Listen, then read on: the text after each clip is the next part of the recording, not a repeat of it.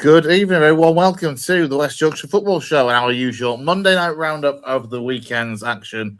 I'm delighted to say I'm joined by a pretty bumper house tonight of Gareth Walker, Lewis Sale, Dave Roy, and Stephen Downs. How are we all doing, gents? Are we well? Yeah, not so bad, mate. Thank you. Good, mate. Look like blankety blank there, wasn't it? Yeah. We are one short. We are only one short of a full house for blankety blank. You could say that again. We're doing well tonight. We are doing well. Nice to see Lou turn up. Thanks, mate. He's turned up.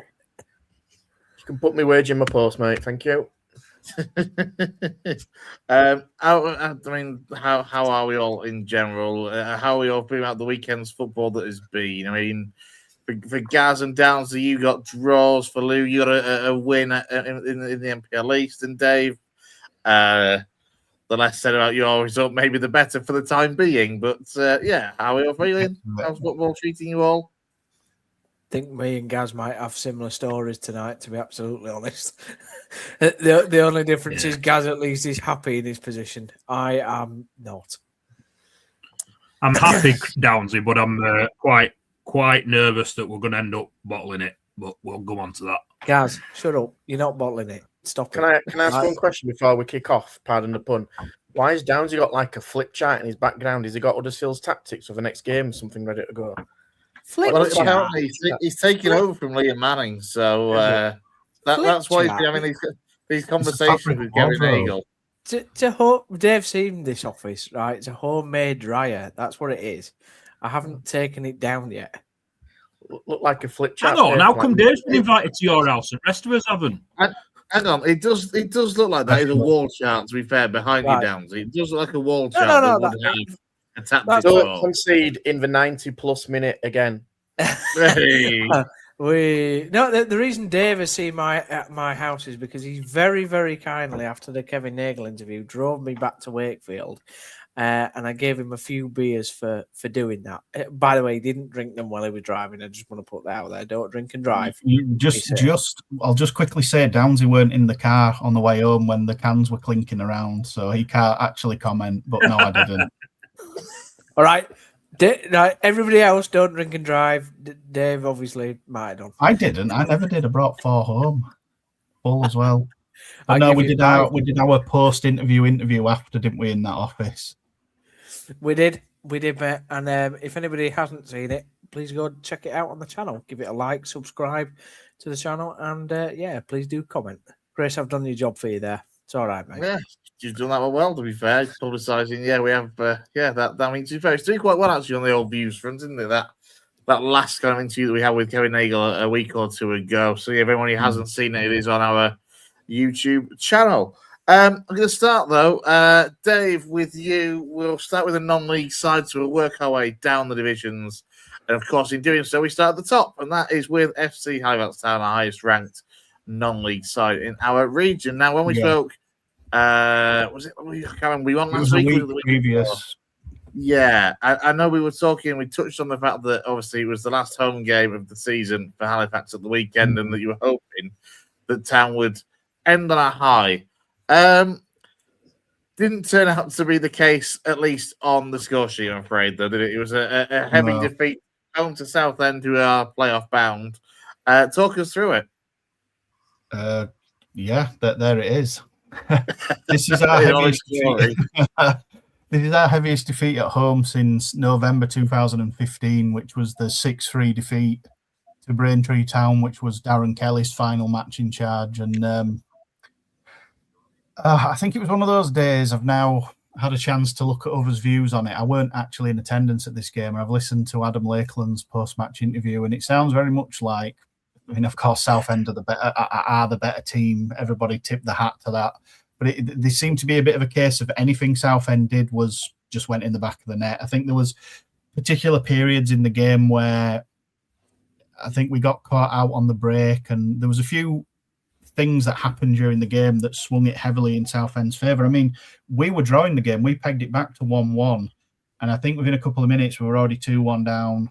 There was a debatable penalty, something Adam Lakeland alluded to. But look, at the end of the day, we had nothing to play for. It's a tremendous, tremendous shame because it was building up to the cacophony of this maybe being one of the games that would have decided that final playoff place, or even the final 2 playoff places. But as it now stands, I think we've already got the league table ready in the background. We're now 11 points behind both Southend and Forest Green, and yeah, we've still had a good season. I've kept saying it towards the end of this year. We've had a good year. We've got a striker that scored 27 goals who's under contract for next year. So should he leave, he'd have to leave for a fee. We usually do very well with fees and sell-ons and such.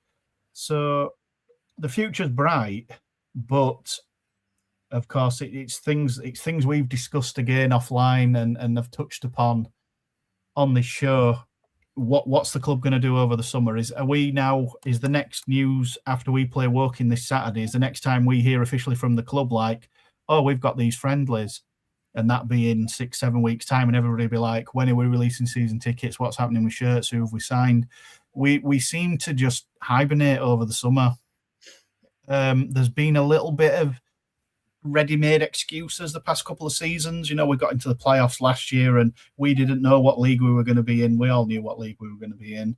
We've had Wembley, you know, the season before last with that one, whereas with this one, we've known since, the 11th of April, what league we're going to be in, if they were going to put a pricing structure in place depending on division.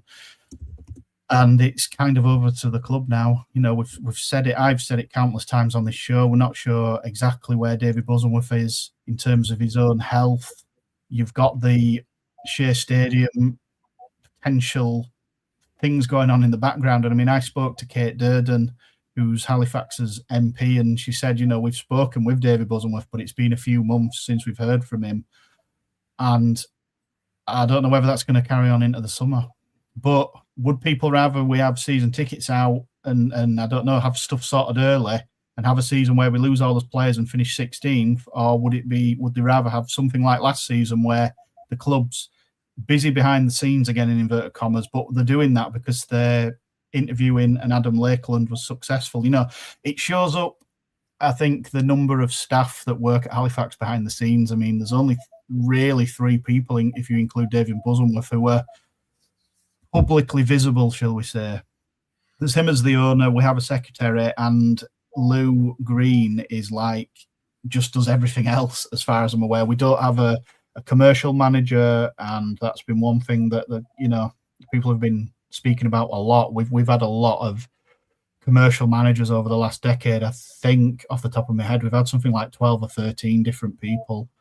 And yeah, all supporters get a little bit impatient over the summer, and I understand that, and social media and that need to have news all the time, straight away, every day, and have something to read, something new, keep everybody's attention. I get that, you know, it can have a bit of a knock-on effect that people feel like they have to know everything all the time, at every second of every day, instead of maybe just chilling out. But we as a club are always, like last season, we were the last ones to announce our season ticket prices. There was no this is the price thing, structure isn't in it? place.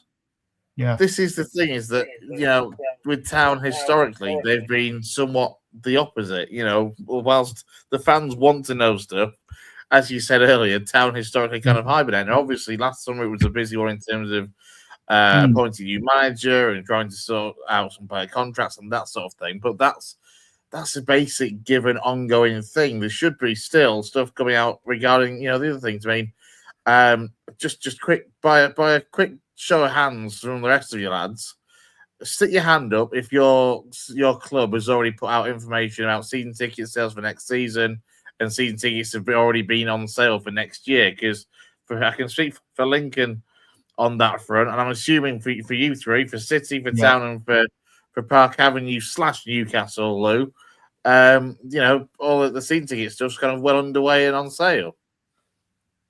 Yeah.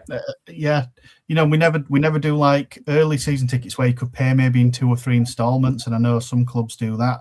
We never seem to offer that, and it's just, I think what supporters are scared of is we seem to run, I want to say, quite a tight ship, and it only needs one season where we don't punch above us weight. And I don't know, let's say we finish in the bottom half, or we're fighting relegation and this club's done. Like it'll be if we get relegated, we may as well pack up because it'll be 500 or 600 people at home to Needham Market who will battle like mad to get a 0-0 draw. It'd be East Stand only, and nobody wants to see that. We already struggle for crowds. We're not from the outside. We don't seem to be very fan friendly, and it's a shame because we are getting it right on the pitch. We've got it right on the pitch for what, over the last 10 years. We've been to Wembley twice. We've been in the playoffs, I think, 4 or 5 times. There's only been this season, really, and Chris Millington's first season where we haven't had something to play for. We've been right up there in the north. We got promoted at the first time of asking. We struggled coming back, and then we had the hope of Jamie Fullerton might do something. Then it didn't quite work. Then we had the Pete Wild years that were good. Chris Millington had a crappy start.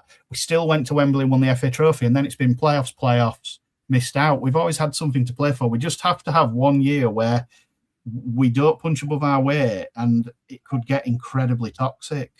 It really could. And the stories that people tell from like the 60s, 70s, 80s, where it was like the Shea was like, we were like the worst football team in England, the worst football league side that had the worst stadium. But it was like every time the club was praised, it was about the people involved. Like, I don't know, referees would praise the sandwiches and the cups of tea. Like, we got a lot of plaudits off the field, despite being one of the worst football league sides for however many years you want to put on that, 50, 60 years. Do you know what I mean? We still won.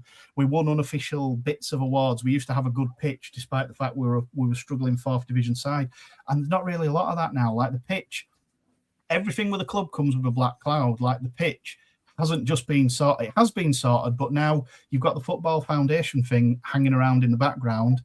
Are the club or the council going to get stung for the £400,000 clawback because the club needs a 21-year lease? Otherwise, the Football Foundation will want their 400 grand back, and the council or the club are going to be on the hook for that.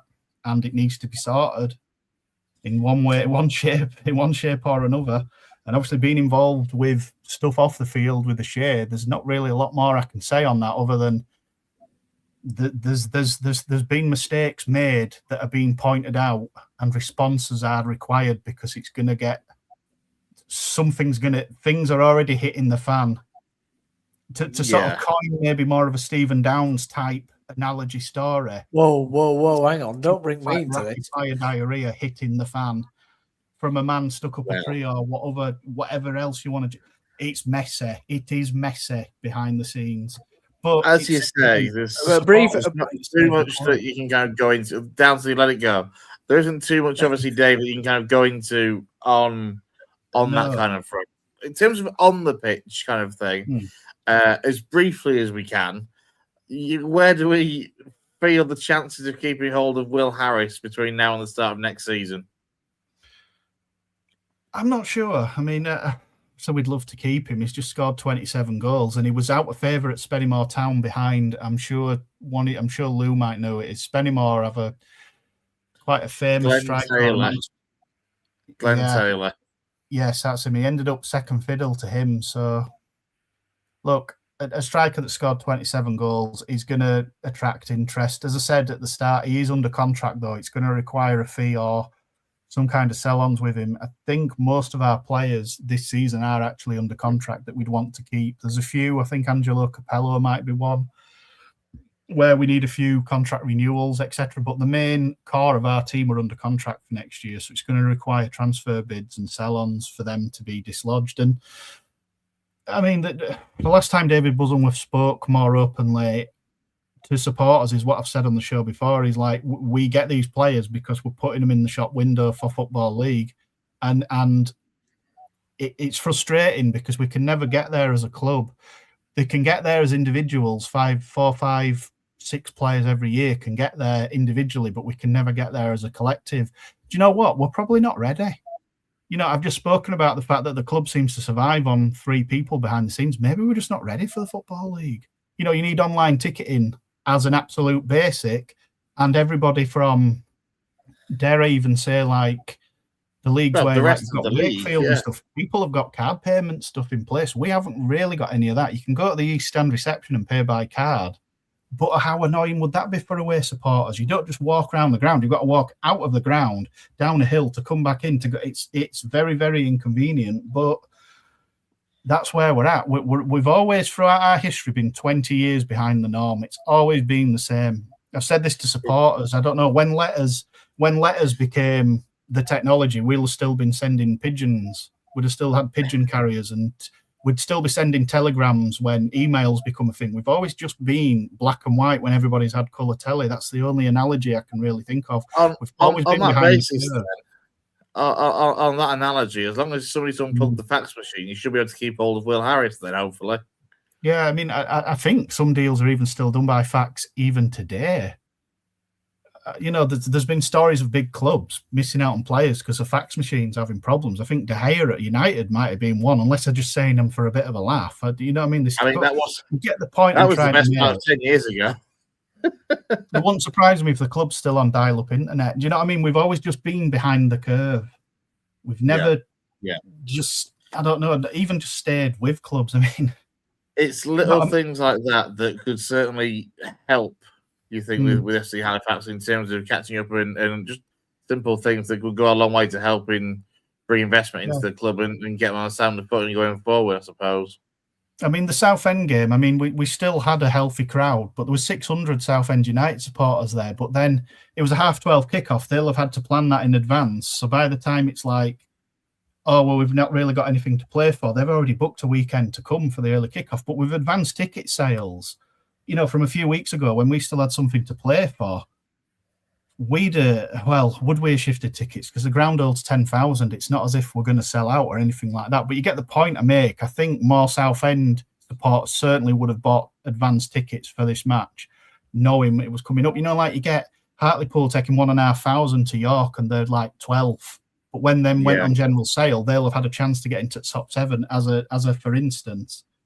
It may work. It won't work at the Shea because the ground's just too big. We're never going to run out of tickets. The only time it's going to happen is if we get a big FA Cup tie, and we're very allergic to it. We have some serious allergies to having FA Cup runs. We tend to be out as soon as we're in it at the minute. We've had a couple of good draws over the last 20 years, but it's still a bang on about it. We haven't been in the third round draw for 38 years. I want to finish even when we come in at the first round. I want to try and finish up on Town and move on to kind of the rest of the non-league. Obviously, one game to go for Halifax, and it's 10th place walking away for your final game of the season. Obviously, whatever happens, you're guaranteed a top 9 finish at the very least. Woking can't catch you. Your thoughts going into that kind of the final game? I mean, are we going to get a Will Harris hat-trick to take into 30 for the season? Are we going to get a couple more departing goals, possibly from Josh Amami before he may well leave in the summer? Or is he another one that you expect may stay? I'm not really sure. He had great form up until January when whatever happened. There was a transfer request or whatever put in. There was so many he said, she said rumours, but he was then in inverted commas injured the whole of January, and he come back not in the greatest of form. I think he scored something like 12 or 13 goals up to Christmas. He's got 3 in the second half of the year, but Woking under Jermaine Defoe, I think, have done very, very well. I don't know if it's just that new manager bounce or what have you, but I mean, a top 10 finish is great. I wish it were a season where we had that cup, what only really run for 2 years, where you could play in Scotland or Dublin, like some kind of Scottish League trophy or whatever. That would have been nice. Yes, I know the one. You'd drawn somebody in Scotland or Dublin and just had a bit of a weekend away. That would have been quite nice. But yeah, top 10 finish, can't argue with that. Quite happy with that. Disappointed we haven't got into the playoffs, but truth be told, out of them top 7, I think we've only won once, and that was against Rochdale. You know what I mean? We've mostly lost. I mean, Southend have got an aggregate score over us of 9-2. Can't argue with that. Forest Green beat us home and away. Scunthorpe beat us at home, and we drew with them at Blandford Park. We beat Boreham Wood, lost down there. We lost home and away at Carlisle. We lost home. No, we drew with York, but should have lost at home. You know what I mean? And we lost away. We are where we deserve to be, unfortunately. Yeah, it's those kind of results against the top 7 that has meant that you're not quite in the top 7 as it comes to the final games of the season. Lou, I'll come to you as we continue through the non-league scene into the Northern Premier League. And for Guiseley, they finished with a 1-1 draw away at Ashton United. Former Guiseley man and current, or until Saturday at least, current Ashton player, but a man that you know from around the team for a long, long time. Tom Denton's retirement game, I am led to believe he was playing for yeah. FC United against one of his former clubs. Obviously, for Dave, he was a man at FC Halifax Town as well. I was about to say his younger years, but I still think he was around the 30-ish mark when he was at Town, to be fair. He's just one of those he's been players. in his late 20s at least, I think. Yeah, he's been around for forever. Yeah. I mean, start on I guess, on guys doing that point away from home, Lou. Yeah, 1-1 draw away at Ashton. Like I say, that pretty much is where they've been, haven't they, all across the season? Pretty average, pretty mid-table, nothing to really write home about. I know there's obviously a couple of players missing, through injuries and holidays as well. But, I mean, Carl White got on the score sheet after, 20 or so minutes. And like I say, it's probably one that's I've seen on social media with Tom Denton. Magnificent striker at this level. He's for his size, his physique, and let's be honest, he isn't blessed with pace, but crikey, you knew when you were playing against him, you were always in for a rough ride against Tom. So yeah, he never needed that pace, did he? Yeah, and he's been, he's done really well, and over the years, he's one of those players that I think many people look down the year and go, wish would have had him. But yeah, guys, finished off the season probably is what they've been throughout the season. I think there's going to be a bit of a rebuilding job down at Nevermore. Yeah, here's one slightly peculiar thing. I didn't get a screenshot of the league table, but guys, they have finished before everybody else because of the way that the season has gone and the odd number of teams in the Northern Premier League because of the Widnes situation at the start of the season. They have finished the season a week ahead of everybody else, so they've played their 40 games, and everybody else will continue for another week. Yeah, it's odd, isn't it? Really strange. And to be fair, depending on how things go, they could actually finish, 14th or 15th, which is disappointing, really. I think that many of the fans would have hoped for a little bit of a better season. But yeah, their season's done. They can go on the beach a little bit earlier than the rest of them, can't they? And it also gives, maybe an opportunity for the coaching staff to go out and see a game or two and see what options available for next season. Even though the last day of the season in some of the games don't mean much, but it's a battle at the bottom end of the table. It's still a battle, at kind of a top as well between Hebburn and Hennisford to win champions slot in that one. So yeah, listen, we've said it before. It's been just very average, unfortunately for Guiseley, and it's one of that they're going to have to really regroup across pre-season, see where they go. I mean, Stocksbridge are going down. They've obviously been there, Ian Richards and a coaching staff. So do they go and look at some place from there? Where do they look? It's not a massive pool that they're going to have to fish in to find some real gems. I think that we're going to have to look for, because there's going to be a lot of teams having to rebuild. You only have to look at Hyde, who have really struggled. I see them rebuilding a bit more under Michael Clegg as well, and Workington have stayed up. Whitby, been in some issues over recent months as well. So I think there's going to be a fair amount of change, and we need it. That's the thing with the NPL. There are still things to be resolved at the top of the table, as you mentioned. Hebburn and Hensford are currently locked on 76 points with one game to go. FC United Manchester have got 2 games to go and are only 5 points behind. So I think by some twist of fate, FC United and Manchester could still win the league, I think, mathematically at least. But it would certainly take some doing. At the bottom, as you say, Stocksbridge are long since relegated. Morpeth and Prescott Cables are on 39 points with a 3-point gap to Whitby Town. Goal difference could come into that depending on how things go. I mean, look, if it's Morpeth and or Whitby that end up coming down, if Prescott to stay up, that would be Whitby and Morpeth into the NPL East, which will obviously be 2 strong sides that will go into the NPL East. Of course, Lou, if it was either of those, but if it was both of them, it could be a logistical nightmare for the league to organise. I think Prescott could go in the west because of the location of where they are. That might go into Whitby and Morpeth. They're both in the east.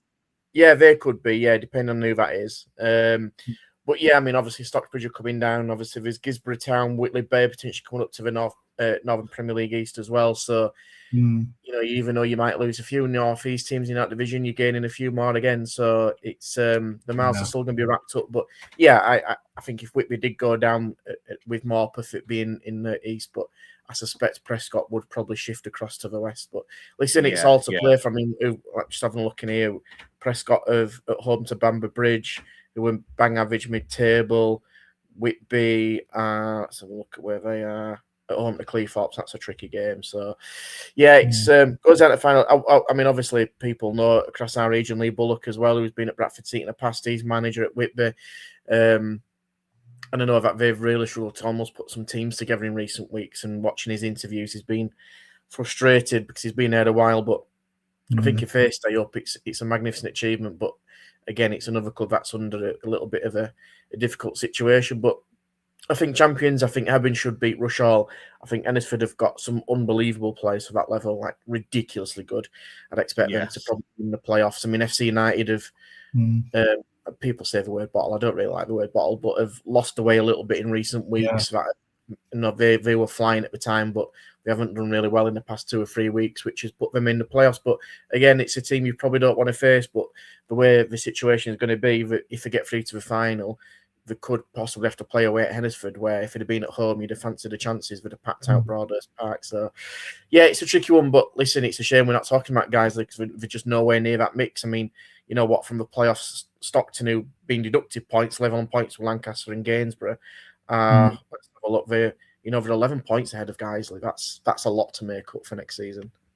Yeah, guys are currently looking to be 9 points ahead of that bottom 4. So as you can see, as we said, safely in that mid-table pack. Into the MPL East, the results from over the weekend, Lou. Yeah, so just to run through some of those results, and obviously we'll probably get onto the permutations of where we are with a lot of these teams, because a lot of our clubs in West Yorkshire have got something to fight for right on the final day. So Park Avenue beat Bishop Auckland 1-0. Relatively comfortable, probably until the last 15, 20 minutes. Arguably should have been at least, probably 2 goals up really come half-time. A goal got disallowed for offside. A blatant Stonewall penalty not given against Luke Parkin before the half-time whistle. But then second half, Bishop Auckland came back into it and actually had a goal disallowed themselves. Threw the kitchen sink and 4 strikers on at the end to see what they could do, but they're in a battle to stay up. Brighouse Town, unfortunately, they've been confirmed as being relegated, suffering a 2-0 defeat onto Washington. Another team that will go under big changes. Ossett United with an unbelievable win at Concert 3-0. Concert, who were 8th. Not much to play for, but Ossett, who really struggled recently, have come away with a magnificent win. And again, we're watching James Warshaw's interview post-match, and he was delighted with how his team went. They've got the final day of the season. They need to win to stay up, pretty much depending on results. They play Avenue at Ingfield, so for different reasons, both teams just need to win. Garforth and Silsden drawing to all. Silsden pulling back in the end to get the point. Actually speaking to our friend of the show, Matt Kavanagh, last night, funny enough, messaging him, we were talking about obviously how that last game of the season could possibly look for Silsden. It's a great achievement. I know obviously, they've been trying to put a squad together all season after becoming up champions last year. They've struggled to recruit the players probably they wanted. It's been a bit of a difficult situation, but for Silsden to potentially stay in this division will be a really, really good achievement. That's where we are in terms of West Yorkshire sides. But yeah, it comes down to a final game where Ossett and Silsden basically have to win to stay up, depending on results, with the likes of Blythe Town playing Garforth. Trying to look as well where we are. Yeah, Ossett, obviously, Park Avenue, Silsden against Concert. And in terms of a playoff race as well, which we can come on to. So this is where it involves 2 of our teams, let's be honest. So Emily cemented their playoff position with 2-all draw against Ponty on last Friday night. They were actually 2-0 down with Emily and pulled it back to draw 2-all in front of a crowd of nearly 800, which was a remarkable achievement for everyone down there at Ponty. But Ponty, in recent weeks, unfortunately, have just released a grasp of that final playoff place. Because of that Avenue, 3 wins on the bounce have catapulted themselves into that final playoff position. But again, it goes down to that final day. Basically, Avenue need to better Ponty results to be in the playoffs, where they'll play Matlock. If they lose and Ponty draw, Avenue still will be in the playoffs because of goal difference, with quite a significant amount of 19 goal better off for Avenue. If Avenue lose and Ponty win, Ponty go into the playoffs and will face Matlock away. Emily still have a chance of potentially getting a home tie to be third ahead of Dunstan. Emily are playing Newton Aycliffe at home. with respect to Newton Aycliffe, I'd expect them to probably beat Newton Aycliffe. Dunstan at home to Ponte. It's ridiculous how it's worked out. Ponte just have to go to Dunstan and win. Dunstan, you'd think, might have not anything to play for, but they do because they want that home time. We know what Dunstan are like at home in the northeast. They are a match for absolutely anybody, and they'll want to get that home time. The last thing they'll want to do is to travel to potentially Emily if Emily win. So between 3rd, 4th, 5th, and 6th on that final day, it's all to play for. Can I jump in there? Go on, Danza. So what's interesting about obviously the playoff places is that Emily lost to Dunstan in the playoffs last year because they ended up having to go up to Dunstan. So I spoke to Richard Tracy yesterday because obviously I write for the website. He's confident that they want to go into that last game against Newton Aycliffe to win. I agree with Lou that they should do that. But I think the thing for Richard that he's concentrated on is that they've obviously lost Declampton, the keeper, who's probably the best keeper in the league. Lou might disagree. And Jack Cargill has been out for a couple of months now with injuries. Again, probably one of the best sort of centre backs in the league. And that's made a bit of a difference to Emily's sort of team and solidarity at the back. The lads have obviously done really well up to this point, but I think you look all through the season how close Emily's been to that top 2, trying to chase Radcliffe, and then it's just sort of slipped away a little bit. Sorry, not Radcliffe, Redcar. Sorry, and it's just slipped away in the last couple of weeks. So I think for Richard, he'll want to go into the playoffs with a win under the belt, really. I think they need to, Downsy. I think because it's easy to look at that and look at Emily's last 5 games, and it's difficult. We all know whichever division we're in, you want to go into the playoffs in some kind of form. And at the moment, Emily is struggling in the past 5 games. I know a few people went. Hello, Dave. I know a few people have. You saw you peeking down there, mate. Yeah, there's on the ground. Nice. But yeah, Emily, you've got to win against Newton Aycliffe. And to be fair to Newton Aycliffe, even over the bottom end of the table and are relegated now, they push Matlock all the way at the weekend. Matlock have to get a 96-minute winner to beat Newton Aycliffe. So Emily have to win, and they've got to hope that weirdly enough Dunstan don't win against Ponte. And then Avenue obviously could potentially do the job, and that would be meaningless anyway for Ponte. But there's some huge games that you wouldn't have predicted at the end of the season that it goes down to that final game between Dunstan and Ponte. Emily to still have a place to fight for, and Avenue playing away at Ossett with both teams having to something on the line, playoffs and survival. A lot of these teams at the bottom are desperate. There's still a possibility. It looks unlikely, but there's a possibility Blythe Spartans could go down. It's very unlikely.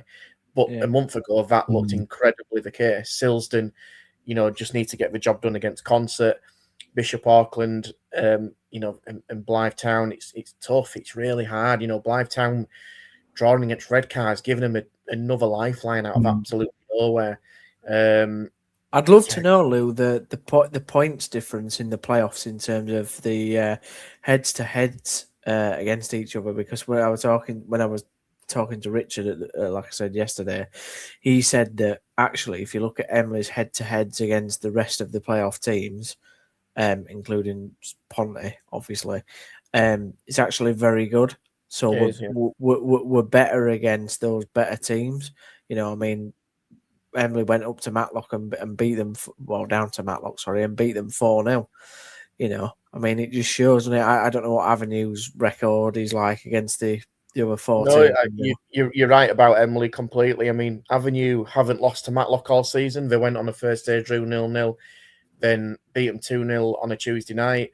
Dunstan, Avenue beat them, I think, 4-1 at home and then lost in the last minute only a couple of weeks ago. Emily have had the beating of pretty much everyone in their Avenue. Haven't beaten Emily, I don't think, for the past 2-3 years since being in this division. So listen, it's crazy. It's I'm just crazy. trying to get across that even though Matlock's got the most points, it's not a given that they're just going to win the playoffs. I think that's what I'm trying to say as well. Yeah, there's definitely that argument. I mean, listen, it's probably well speculated. Matlock are paying very well. They've got some remarkable players at this level, but they've been cemented that place for the past 2 weeks. And listening to Ryan Cresswell, who's played at Avenue before, and he was talking about potentially having a look at players in different situations and different scenarios, and that's all well and good, and that's fine, and that could be absolutely what you need in the playoffs. But does it disrupt things? Have they got that same intensity as what the others have to play for? It could work in the favour and against them.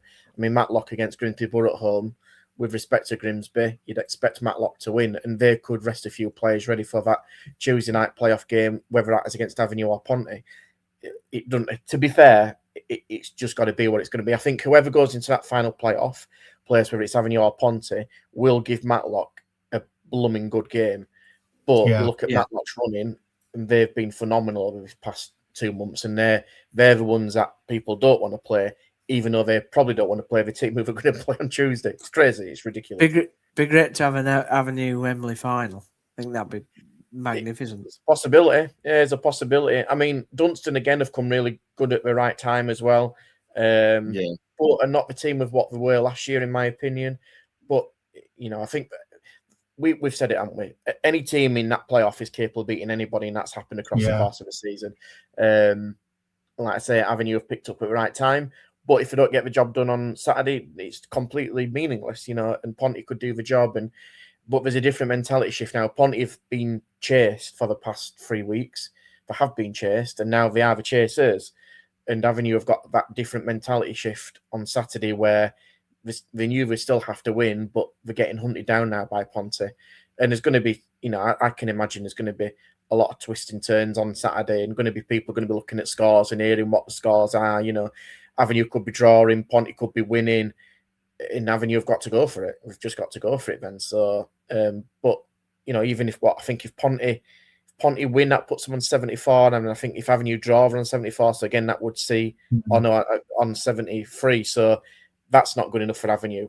They've just got to better Ponty's result. It's crazy. It's crazy. It is. And of course, you've got to factor in Ossett and their need for 3 points at the bottom end of the table as well. And as you touched on briefly as well, Lou, that Silverstone, they've got that game at home to Concert as well for them to guarantee safety. I guess a silver lining for looking from the outside would be that Concert, they've got nothing to play for, so you would hope that Metcalf's side can get a win over them.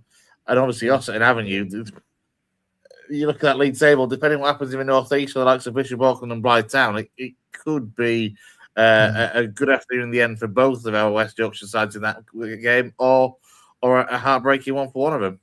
Yeah, absolutely. And, I think both teams in recent weeks, you can see by the running, they've unfortunately had to put themselves in that position, which has been a shame. But you just hope that both stay up. I don't know how it's going to happen.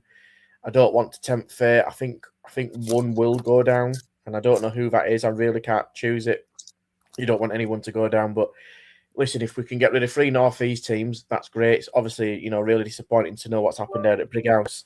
But if we can get rid of 3, that helps us even, because next season we're going to get a lot more in the North East coming into that division. And there's a few more have stayed in there as well, like of Concert, Heaton, Stannington, Ashington have all done really well. Blythe Spartans have come from nowhere to survive. So, yeah, it's a tricky one because, pretty much every West Yorkshire team, apart from Gareth, have it all to play for. Gareth can put the feet up and see what they can do, but Gareth have a part to play in all of it as well. I just want to mention on Brighouse, obviously they lost 2-0 at the weekend to Ashington, which was a result that kept Ashington up. The goalkeeper, Michael Aqua, he saved his 6th penalty this season, which obviously in a season of a lot of negatives for the club, I think it's one real positive that they can take out of that. He's saved 6 this year.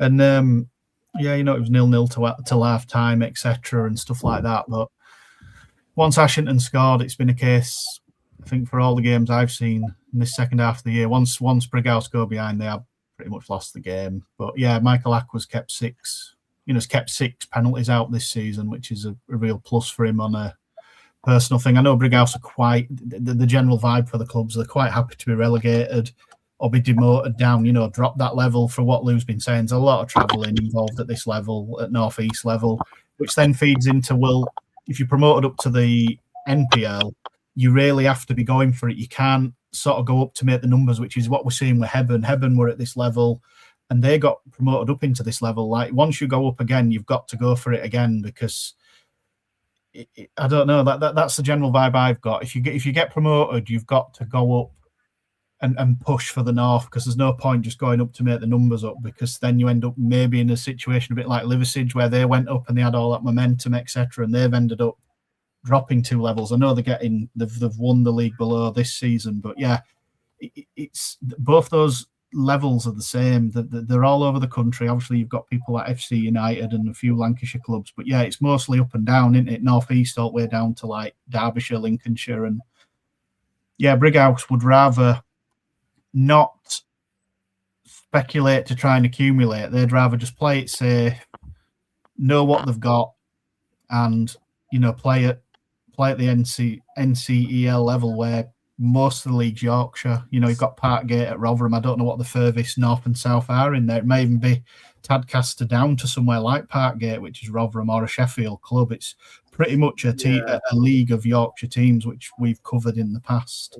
Yeah, I think the furthest east you're probably looking at be probably Appleby, Frodingham, or Botisford, that are kind of Scunthorpe, Waste, and North Lincolnshire anyway. So not that far in the grand scheme of things. Lou, let's carry on getting through the non-league. I guess we'll kind of wrap up with the NCEL and the playoff games over the course of the weekend. Heartbreak for Tadcaster Albion. Yeah, unfortunately lost out to Beverley Town in that playoff final. What I will say is Taddy and the guys really magnanimous in kind of the way that they went about the defeat. In terms of the post-match interview from Ryan Qualter was one you've got to watch, because it was really really telling of what a good person he is and what a good football team and club Tadcaster are. I think he recognised that Beverley were the better team on the day and deserved it. He gave full credit to Beverley, and says they've got to use it as a bit of fuel for next year, because of the young kids, and have done remarkably well to get to this position. But if it's one of those that it's actually, you hear post-match interviews and all sound the same, but it was a real touch of class, I think, from Ryan with that one. Wakefield, I mean, listen, dramatic is not even a word for it. Snatching a draw in the 90th minute. Jerome Greaves coming off a bench. He's played at higher levels now at Wakefield. Who, I've got a team pretty much full of players who played at a level or two higher and been winning on penalties. I mean, Leeds UFC, unfortunately, despite a really good season, have missed out for the final as well, losing against Worsborough. So yeah, that'll be quite a tasty semi-final. And another one that people may know of across our region, who's played at Farsley, and a couple of other places like Savossit. So Nathan Cartman is now manager of South Leeds. That got announced earlier this week. So that's an interesting appointment down there. So maybe they could rely on his contacts for next season in Division 1. But yeah, Nathan Cartman's been around the block a fair bit. Prolific striker, Scarborough, Darlington. The clubs have been countless. Yeah, he's a Halifax lad. Yeah, I mean, Nathan Cartman, to be fair, this season has finished on 33 goals as well. At Pro Division for Albion, who, of course, were finishing a relegation spot. So is he going as manager or player manager at South Leeds? Surely he's going to be tempted. You'd be tempted after scoring them goals, though. It's not a long career, is it? So, and I think probably with the resources clubs have got at that level, I think it's definitely one that they've got to probably look at, because he's probably too good to be on the bench at the moment at that level. But yeah, it's a good appointment for South Leeds, and it would be interesting to see what team they can build, because he's got plenty of contacts in Yorkshire and kind of North Yorkshire, North East, that he can maybe pull on to get his first job underway at South Leeds. And it could be a really competitive division that next season, because don't forget, Farsley are likely to come in at that level again, possibly. So that could be an interesting one to see. Just a word on Wakefield. The final their final against Worsborough Bridge is away from home this coming Saturday. Wakefield away at Worsborough Bridge for a place in the NCL Premier Division. Just want to touch on a comment from Ian. Obviously, it was announced basically as soon as the weekend was over. Actually, last week, I think it was Tuesday, Wednesday of last week. Eccleshill United, Lou. I mean, look, it feels like the worst kept secret in West Yorkshire non-league football. We called it as soon as they made that move to Cougar Park a year ago. Everyone has been talking about it over the course of the season. That Eccleshill United are effectively no more. And yeah, a rebrand on what was Eccleshill United is now Keighley Town. Yeah, it's one that, like you said, it's something we've probably been expecting since the move to Cougar Park. It's obviously quite a synonymous name around Bradford, really. It's Eccleshill. It's a blow to lose that name. Obviously, we've kind of gone down that route, obviously, to move across the Metropolitan District and go to Keighley and obviously rebrand a little bit into Keighley Town, obviously playing there now. So, kind of what two clubs under the Keighley name now. So it's sad for those who've been associated with Eccleshill from that naming perspective. It'll be interesting to see how they do under Keighley Town and what that looks like, and whether they get. I don't know what it looks like. I really don't know what that's going to look like. It's going to be an interesting one, but at the moment, it's one that they're going to have to build the crowds. They're going to have to build a lot of branding. They're going to have to build the name pretty much from scratch. It's a big job to do because they're not going to just get 300-400 people in week and week out. They've been getting 50 people every week, so it's not going to be an easy task for them. I was just going to come on to that because, I mean, this is one of the things that, whilst they were probably only getting, give or take, 80 to 100 or so, maybe, at up at Eccleshill, the old ground before the move. You look at the recent attendances from kind of January onwards for home games, 53 at home against Beverley Town, who have gone up through the playoffs, 61 in a derby game against Albion Sports in January, into February. In fact, in February, they didn't get any home games at all, presumably because of the pitch at Cougar Park. Into March, 54 for a home game against Royston Main, 60 against Sheffield, 61 against Brickley, 46 against Barton Town. I mean, the simple question is, or the simple fact is, on the face of it, it hasn't worked. Like, of that one season of Eccleshill United at Cougar Park has not worked. I mean, I don't know the ins and outs of the finances and how the clubs have been made up and all that kind of stuff. I know that obviously when we heard that we were going to be moving to Keighley, we were surprised, but it's a big task for them. It's going to be a big job for them to really make some traction because, listen, I mean, Steventon have been around for a long time now, and I think what Roy and the gang there have been 20 odd years. They've had to really battle it and in that region to stake a claim and put themselves amongst it. We've seen likes at Silsden, Danny Forrest, and now Cav's been there. They're having to build, and it's not been easy for them to recruit. So it's, even though it's a big area, Keighley, it's still quite heavily populated. It's not going to be unique to that town of Keighley. So it's going to be, listen, it's going to be interesting how it works out. Hopefully it does for everybody concerned. And it is a massive blow to lose Eccleshill as a name. There's no doubt about it because, we've had many a good time down there at Kingsway, and it's sad to see. But, sometimes time moves on, doesn't it? And there's nothing to say that Eccleshill at some point might have a bit of a Phoenix club in the future. I generally don't know, but you never know what could happen down the line. But it's one of those that we'll have to wait and see what Keighley Town looks like next season. But listen, it's one of those that for some people it's exciting. It's a new club, but for others, it's sad and it feels a little bit of the old, Wimbledon / MK Don style. It is, and when, I mean, you'll know from the higher up non-league when AFC filed, when David Haythornthwaite took over Kirkham and Western Football Club and completely rebranded and took the soul out of that area.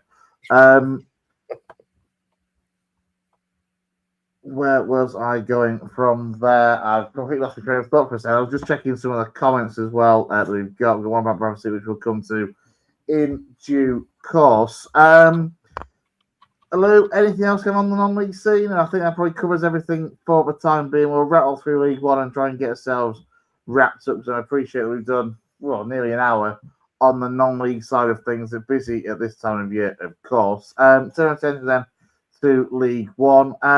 Gaz and Downsy, who wants to go first? You both got a point on the road. Who's the happier? Who's the more frustrated of the two of you? I went. You're working your way up the leagues, so really you should finish with us, shouldn't you?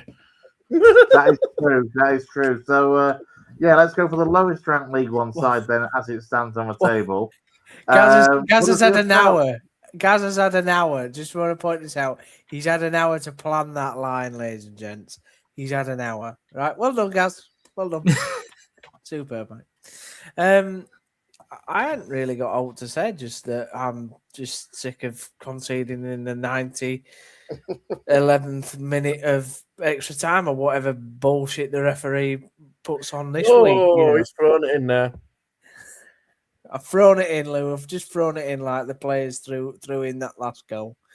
Now, a 3-3 draw, obviously that follows on from the 3-3 draw at against Wickham, and then the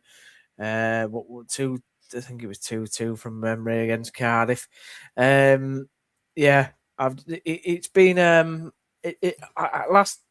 we did Town Talk, and I called Town the entertainers. I used the old Ange Postecoglou line, entertainers, but got nothing left really in terms of the results. Obviously, there's still the slim chance of getting playoffs, but it would literally need a miracle.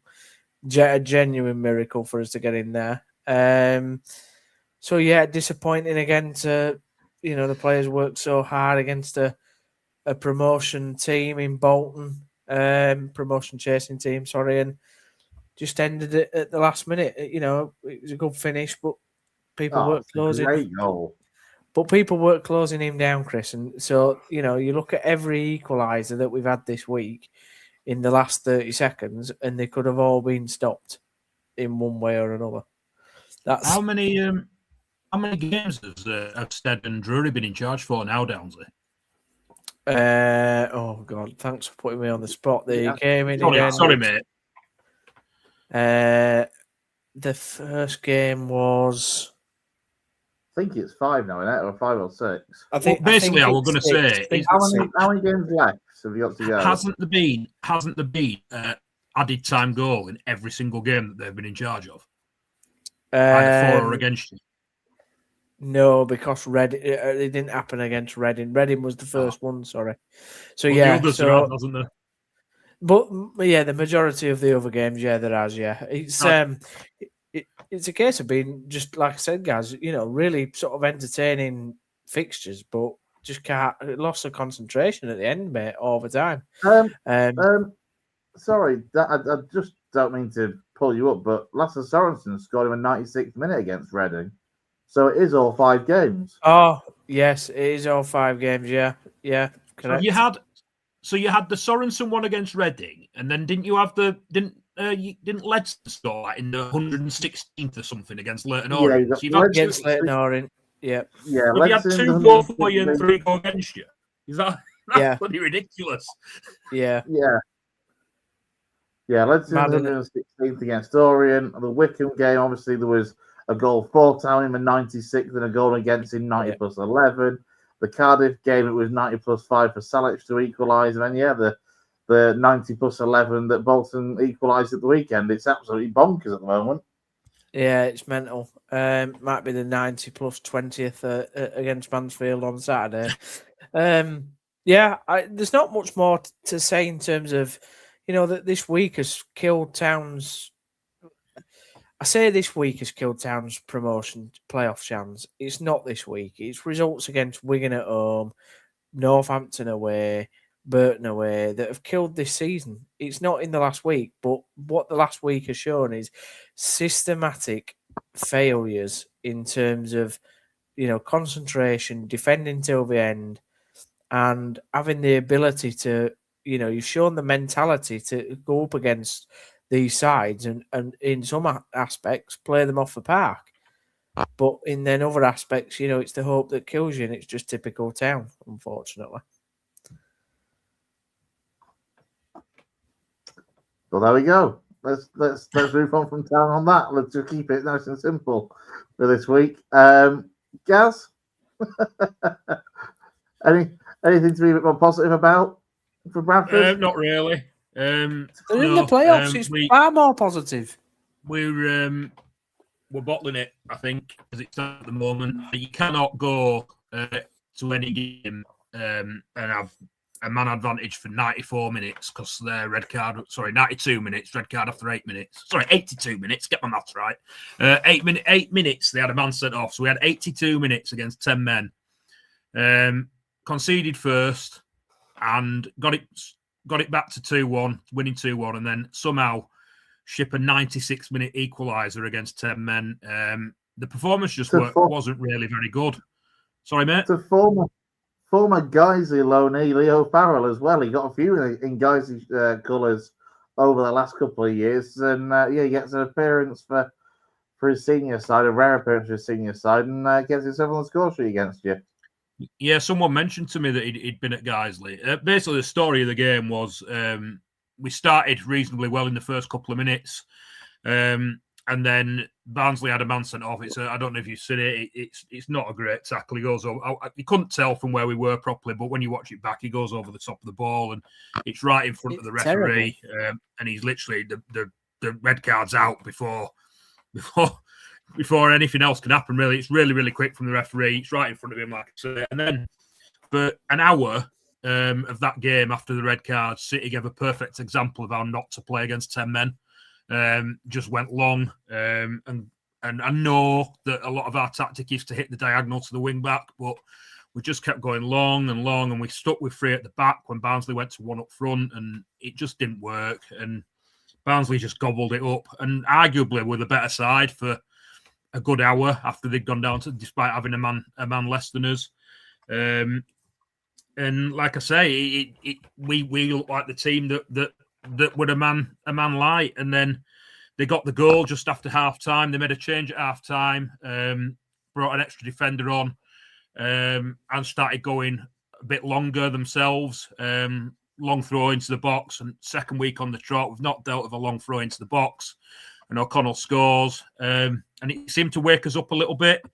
And for sort of 15-20 minutes after we'd gone behind, we started to play, and we mixed our play up a bit instead of just going with a long diagonal and straight to the centre halves. We started to knock it about, try a few different things, and we got 2 goals.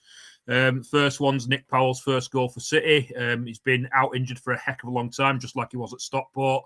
City fans wondered whether we'd ever see him play for us again, really. And he's had 2 decent cameos since he's come back from injury, and he played. We brought 4 subs on.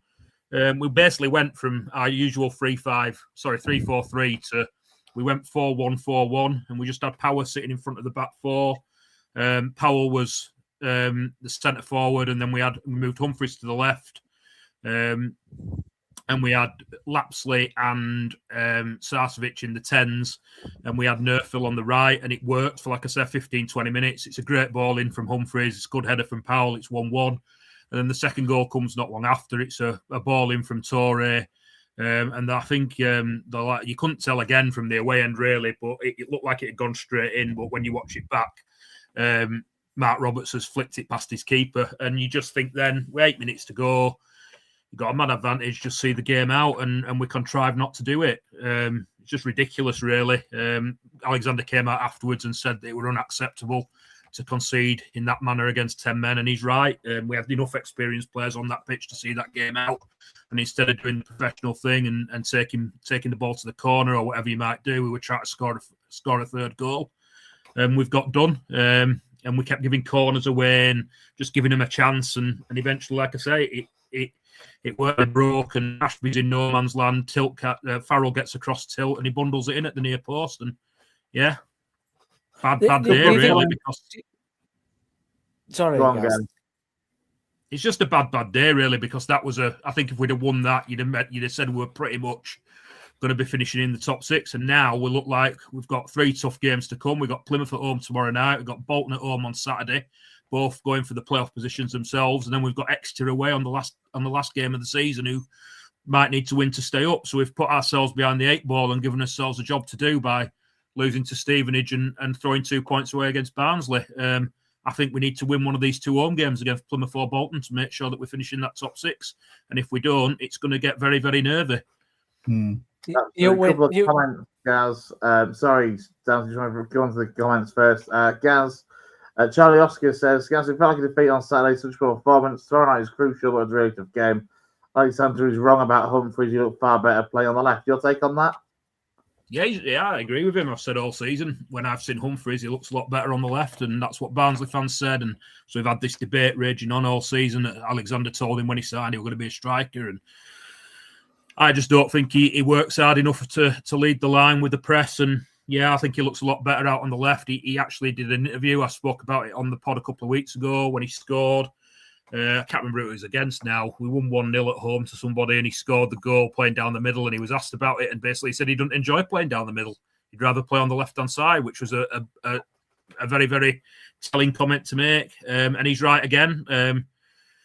The performance just wasn't good enough against 10 men. Like I said, we were second best for a large part of that game, and we played into Barnsley's hands, and it took the 4 subs coming on for us to turn it around, and we still managed to chuck it away at the end.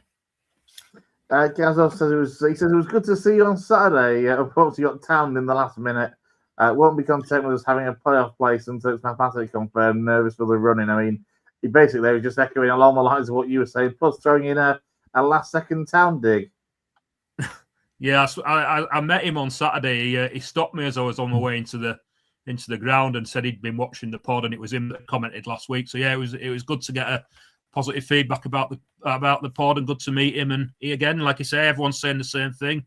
We worked very good, and we threw away an opportunity to cement our place in the top 6. And yeah, I feel exactly the same with the 3 games that we've got coming up. I won't feel confident until it's mathematically safe, because, like I said, Plymouth are a form team. They turn us over tomorrow night, and they're 3 points behind us. And then we've got Bolton on Saturday. What's it like being famous, guys, getting stopped in the street now? Well, it's quite funny, actually, Lou, because I was with Jason McEwen on Saturday. I was with Jason McKeon on Saturday at the game, and I was with him when he stopped me, when this lad stopped me. And I thought, he's going to say, because everyone knows who Jason is following City. Then he spots me. It's quite funny. Love it. You need one of those showbiz signatures now, guys. Yeah. A little star in there somewhere or something. Go on, Downsy, very quickly before we jump to the table. Well, I was just going to say, Gaz, do you think it was a penalty for Barnsley on Bradshaw? Watching the highlights, I thought it was a definite penalty, but I mean, you might be in I think you were probably at the other end, to be fair, from where it happened, from the camera angle, from where the away fans sit. But I thought it was a definite penalty, to be honest. And secondly, I think you'll be fine. You'll get in there. I don't think you'll fall out. I'm glad you mentioned that, Downsy, because I was going to talk about that penalty, and it's completely slipped my mind. In the ground, you're right, we were at the other end, and it looks absolutely stonewall. It looked like I could not believe it when he booked their lad. I think, was it, you say it was Bradshaw? I thought it was Reyes Cleary, but whoever it was. Oh, it was Cleary. It was Cleary. Sorry. Two very different individuals there. Yeah, I was sure it was Reyes Cleary. But yeah, I was absolutely gobsmacked. You just when he went down, he took him out, and from where we were, and I couldn't believe it when the referee booked the lad for diving. But when you actually watch it back on the replay, there's very little, if any, contact on Cleary when you watch it back. So in the ground, 100%, I was staggered that he didn't give it. But when you watch it back, like I say, maybe he's got it right, because it looks like there's very little, if any, contact. So if he has got that right, you've got to say fair play to the referee, because it would have been very easy, having already sent a Barnsley player off, and obviously at their place to give that pen. So if he's got it right, fair play to him. Yeah, some player as well as Reyes Cleary. Yeah, I'll certainly take a part in next season with Lincoln persuasion, that is for sure. As for the playoffs and the table, Gaz, I mean, look, I can understand why you sound a little bit nervous, but I think as Downsy's kind of pointed out, you're in there enough at them, 6 points inside those playoff places. Crucially, I guess, with 3 games to go for the sides that are the ones that are chasing, sort of thing, not including, of course, Stockport, because whether they win that game in hand or not doesn't really change too much from your perspective beyond 72 points. So it's just, I mean, what do you think? If you can kind of grind out a couple of draws against these 2 home games, you'll be fine. Yeah, I mean, you look at it and mathematically, if we beat Plymouth tomorrow night, then we're in the playoffs. But like you say, Yeah. maybe a couple of draws would be enough. I just feel we've hit a sticky patch at the wrong time. We were shithoused by Stevenage 10 days ago, and then we've gone to Barnsley in front, 2 points away. So we just seem to, like I say, a bit of a sticky patch. Disappointing with the experienced players that we've got in the squad. And Alexander called them out on it on Saturday, like I said, for not seeing the game out. We look very nervy on Saturday, like players like Tilt and Sam Walker just doing things that they wouldn't normally do. You would hope that we get over the line, but given the fantastic ending that we had to last season, maybe we're due a bit of heartache. I hope not. And like I say, I hope we get the job done as soon as possible, because the longer it drags on, the more nervy it gets. I think Luton and Plymouth are the two sides that can catch us looking at that table. Luton will not catch you. Luton will not catch you. Plymouth, I still say Plymouth have got 2 easy fixtures after you. I know Jay disagrees with me in the group chat about that, but I really do. So I think personally it will be Bolton, Bradford, Stockport, and Plymouth. That's what I'm looking at. And the only thing for you guys that I will be concerned about, and I think you're right to bring it up, is you wouldn't necessarily be going into the playoffs with any confidence. You know, we talked about it earlier in non-league with Emily. It's a very similar thing for Bradford, isn't it? You want to go into the playoffs with some confidence behind you, you know, with some wins under your belt, and Bradford are not doing that. Yeah, you're spot on. I said exactly that last week. You're right, mate. We always say it, don't we? Same at any level. It's those teams that stumble over the line that don't do very well, and those teams that come in form or make a late run that seem to have the best chance in the playoffs. And like you say, even if we do manage to stumble over the line, it's not necessarily a good sign. I think, like I said, I think Plymouth are one of the form teams in the division, and have been for a while now. So it'll be really tough tomorrow night. I listened to a little bit of Tom Cleverley's pre-match today, and he talked about how big a game it was and how they were coming to play and to win the game. And he mentioned how if they beat us, they rein us back in and make us catchable. So they're going to be well up for it, and we have to be as well. We have to get an atmosphere going at Valley Parade and somehow, at the very least, avoid defeat, but hopefully get the win that means that finishing 6. Bradford lad, of course, as well. Yeah. Yeah, started in the Bradford Academy before he went to Man United. Yeah. I'm sure he'll have probably family at the game, I would have thought. It's quite yeah, apparently his whole family are City fans, I was told many years ago. So, yeah, you would imagine they'll be there. Yeah, absolutely. Fingers crossed for tomorrow night. Guess hopefully City can pull out a positive result as well. That'll, at the very least, make you feel a little bit better, even if it's not a full guarantee of making the playoffs. Very finally, and very, very briefly, Leeds did a thing at the weekend with a comfortable 3-0 win over Wolves that sees them now 8 points clear of the bottom 3. So they are, I think it's fair to say, as good as safe in the Premier League, whilst it's starting to look more and more like Spurs are heading for the Championship. But yeah, we'll West see. Ham 0-0 at the moment, Chris. Just to let you know. It's just got restarted the second half between Palace and West Ham, currently goalless in that one. Let's wrap it up there then. Big thank you to Gareth Walker, to Lewis Sale, to Dave Foy, and to Stephen Downs for joining me tonight here on our usual Monday Night Roundup. We'll be back next week with a review, really, the end of some of the divisions. Of course, there will be non-league playoffs that will be ready to go as well. So we'll preview those as well next week. But for myself and the rest of the lads, enjoy the rest of your Monday night, and we'll see you soon here on the West Junction Football Show. Good night.